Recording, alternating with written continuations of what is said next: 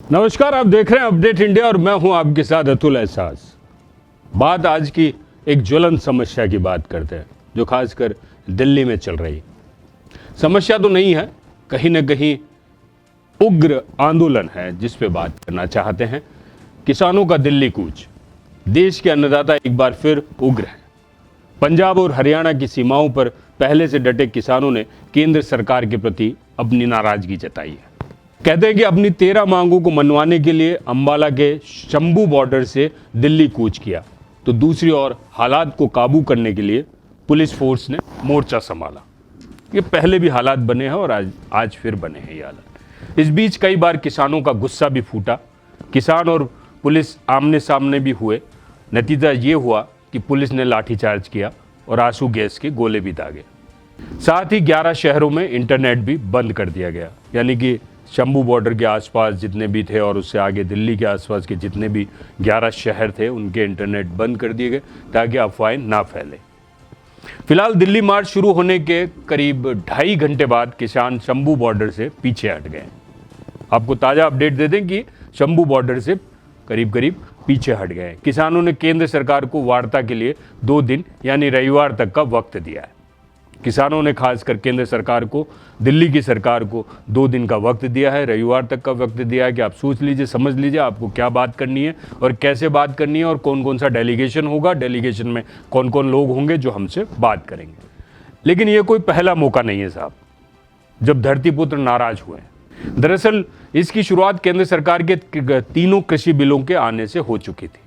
3 bill थे जिनके बारे में आपको अब बता देते हैं। हालांकि विधायक को वापस लेने का ऐलान भी हो गया था। ये जो विधेयक बने थे उनको वापस लेने का ऐलान भी हुआ है, लेकिन उस वक्त किसानों को दिया हुआ भरोसा आज तक कहीं गुम है। वो पूरा नहीं हुआ है। वो भरोसा अभी तक भरोसे में ही तब्दील है और यही वजह है कि देश की राजधानी दिल्ली की ओर किसानों का मार्च शुरू हो गया। भारत में किसानों का विरोध लगभग 2020 में 3 कृषि बिलों को पहली बार सामने रखे जाने के बाद शुरू हुआ। भारतीय संसद ने सितंबर 2020 में farmers produce trade and commerce यानी कि किसान उपज व्यापार और वाणिज्य विधेयक, the farmers empowerment and protection price assurance and agriculture service contract act, मूल्य आश्वासन और कृषि सेवा विधेयक और farmers agreement and essential commodities bill, किसान समझौता और आवश्यक वस्तु विधेयक पारित किया। इस पर पूर्व राष्ट्रपति रामनाथ कोविंद ने अपनी सहमति भी दी थी। किसानों ने तीनों बिल के विरोध में दिल्ली के सिंघू और टिकरी बॉर्डर पर आंदोलन शुरू किया और तीनों कृषि कानूनों को रद्द करने की मांग की। किसानों ने आशंका व्यक्त की कि कृषि क्षेत्र के नए कानून से उनकी निर्भरता कॉरपोरेट सेक्टर पर बढ़ जाएगी। ये खास पर ध्यान देने वाली बात है कि किसान क्यों उखड़े। उनका यह मानना था कि उनकी जितनी भी निर्भरता है वो कॉरपोरेट सेक्टर की ओर बढ़ जाएगी और कॉरपोरेट उनके फसलों के दाम लगाएंगे, सस्ते दाम में खरीदेंगे और महंगे दाम में बेचेंगे और ये न्यूनतम समर्थन मूल्य एमएसपी को खत्म कर देंगे। समझ में आपकी? आगे क्या है कि समय के साथ बढ़ते इस विरोध ने विश्व स्तर पर भी लोगों का ध्यान आकर्षित किया था। जो पिछली बार का किसान आंदोलन होगा क्या था वो आपने देखा था और उसके बारे में आप जानते हैं। हालांकि सरकार ने कहा कि नए कानून उद्योग को उदार बनाकर खेती का आधुनिकीकरण करेंगे और विवादास्पद कृषि कानूनों पर गतिरोध को समाप्त करने के लिए केंद्र सरकार और किसान संघ ने एक दूसरे से 11 दौर की वार्ता की थी। ये दौर भी आपको पता होगा, दिल्ली के वो ट्रैक्टर दौड़ाने वाला भी वाकया आपको याद होगा, लेकिन नतीजा नहीं निकला। इस बीच 30 दिसंबर 2020 को छठे दौर की बातचीत में सरकार ने किसानों को बिजली संशोधन विधेयक 2020 में पराली जलाने और गिराने के बदलावों के पूर्वालोकन से बाहर रखने पर सहमति जताई और भारत के सर्वोच्च न्यायालय ने 12 जनवरी 2021 को तीनों कृषि कानूनों पर रोक लगा दी और सरकार और आंदोलनकारी किसानों के बीच गतिरोध को समाप्त करने के लिए 4 संसदीय समिति बैठक कर दी। 4 लोगों की सदस्य जो समिति है उनको गठित कर दिया गया और उनकी बात करने के लिए बोल दिया गया। 26 जनवरी 2021 को किसान संघ ने ट्रैक्टर परेड निकाली और लाल किले में प्रदर्शन किया। तब बरपे हंगामे में किसान दिल्ली पुलिस से भिड़ गए। ये एक बहुत जबरदस्त प्रदर्शन था साहब। जो लाल किले के आसपास और लाल किले पे हुआ था, वहाँ इतने सारे ट्रैक्टर नज़र आ रहे थे जो शायद दिल्ली में कभी नज़र नहीं आए होंगे, और वहाँ पुलिस और किसानों के बीच में जमकर भिड़ंत हुई। ये वाकया आपको याद होगा। पंजाब, छत्तीसगढ़, दिल्ली, राजस्थान, केरल और पश्चिम बंगाल की राज्य सरकारें पहले ही तीनों केंद्रीय कृषि कानूनों के खिलाफ एक प्रस्ताव पारित कर चुकी हैं। 19 नवंबर 2021 को प्रधानमंत्री नरेंद्र मोदी ने कृषि कानून को वापस लेने का ऐलान कर दिया था।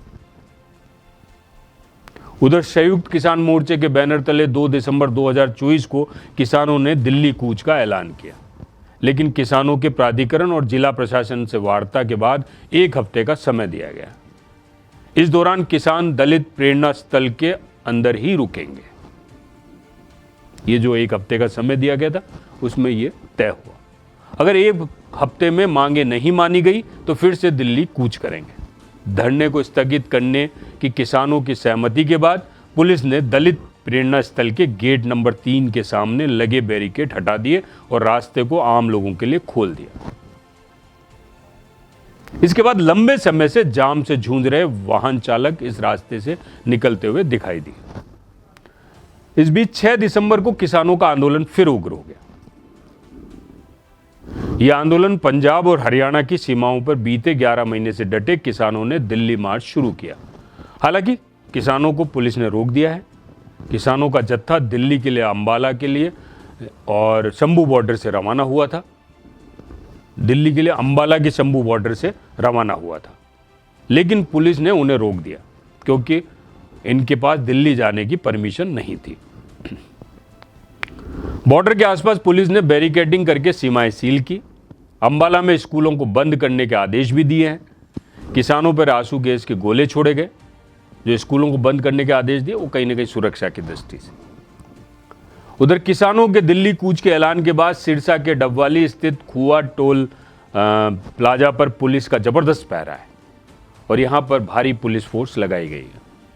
सिरसा शहर एंट्री से पहले भी पुलिस ने डबवाली सिरसा रोड पर पुलिस तैनात है और किसान नेता सरवन सिंह पंडेर का आरोप है कि डीसी अंबाला अफवाह फैला रहे हैं कि हजारों लोग इकट्ठा होंगे, लेकिन ऐसा कुछ नहीं होगा।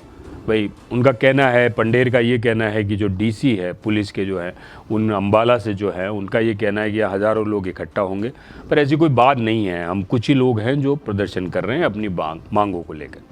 साथ ही डीसी कह रहे हैं कि किसानों के पास हथियार होंगे, ये झूठ है। छोटे छोटे समूह में किसान इकट्ठा होंगे और किसानों के जमावड़े में कोई ट्रॉली या ट्रैक्टर शामिल नहीं होगा। हम कोर्ट के आदेश का पालन कर रहे हैं। केवल जो नाम बताए गए हैं वही दिल्ली जाएंगे। पंडेर जो खासकर बात कर रहे हैं कि जो नाम दिए गए हैं वही दिल्ली जाएंगे और कोई नहीं जाएगा। इधर किसान मोर्चा के बीच बहुत सारी चीज़ें चल रही है, बातें चल रही है जो किसान मोर्चा कर रहे हैं अलग अलग मांगों को लेकर अलग अलग तरीके से। इधर किसान मार्च के बीच में जानते हैं कि किसान संगठनों की मांगे क्या है। जो किसान मोर्चे ने खास कर रखी है, जो किसान मार्च कर रहे हैं, जिस तरीके से आंदोलन कर रहे हैं, उस संगठनों की मांगे क्या हैं वो आपको बता देते हैं। इसमें 23 फसलों को न्यूनतम समर्थन मूल्य यानी एमएसपी देने को खास तवज्जो दी गई है। तो वहीं किसानों ने एमएसपी को कानूनी अधिकार बनाने की मांग भी पुरजोर तरीके से रखी है। उधर स्वामीनाथन आयोग की सिफारिश को अमल में लाने की जोर देने के साथ किसानों और खेत मजदूरों को पेंशन देने की मांग भी रखी है। किसानों का मानना है कि ऐसा होता है तो किसानों को उनकी लागत का 1.5 गुना मूल्य मिलेगा। यानी अगर खेती करने में किसान के 10 रुपये लग रहे हैं तो वो चाहते हैं कि उन्हें फसल बेचने पर 15 रुपये मिले। ये जो भी गणित किसान चाहते हैं, अपने प्रॉफिट का जो भी रेशो चाहते हैं वो अपने तरीक़ा से बता रहे हैं। किसानों ने लखीमपुर खीरी मामले में दोषियों को सजा देने की मांग भी रखी है। ये बता दें कि इस मामले में पूर्व केंद्रीय मंत्री अजय मिश्रा के बेटे ने किसानों को कुचला था और उनका बेटा आशीष मुख्य आरोपी रहा है। वो गिरफ्तारी की बात कर रहे हैं। फिलहाल किसानों का दिल्ली कूच 8 दिसंबर के लिए थम गया है। किसानों का कहना है कि केंद्र सरकार ने वार्ता की पहल नहीं की तो रविवार को फिर से आंदोलन के लिए आगे बढ़ेंगे। किसान संगठनों की मांग है कि 23 फसलों को न्यूनतम समर्थन मूल्य यानी एमएसपी दिया जाए और एमएसपी को कानूनी अधिकार बनाने की मांग की जा रही। स्वामीनाथन आयोग की सिफारिशों को अमल में लाया जाए। और किसानों और खेत मजदूरों को पेंशन दी जाए। ऐसा होता है तो किसानों को उनकी लागत का 1.5 गुना मूल्य मिलेगा। यानी अगर खेती करने में किसान के 10 रुपये लग रहे हैं तो वो चाहते हैं कि उन्हें फसल बेचने पे 15 रुपये मिले। तो ये सारी बात जो हम कर रहे थे, किसान आंदोलन की बात कर रहे थे, जो दिल्ली की ओर कूच कर रहे थे।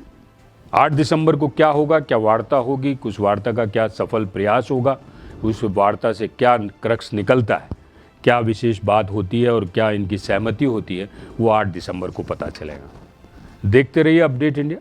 नमस्कार, जय भारत।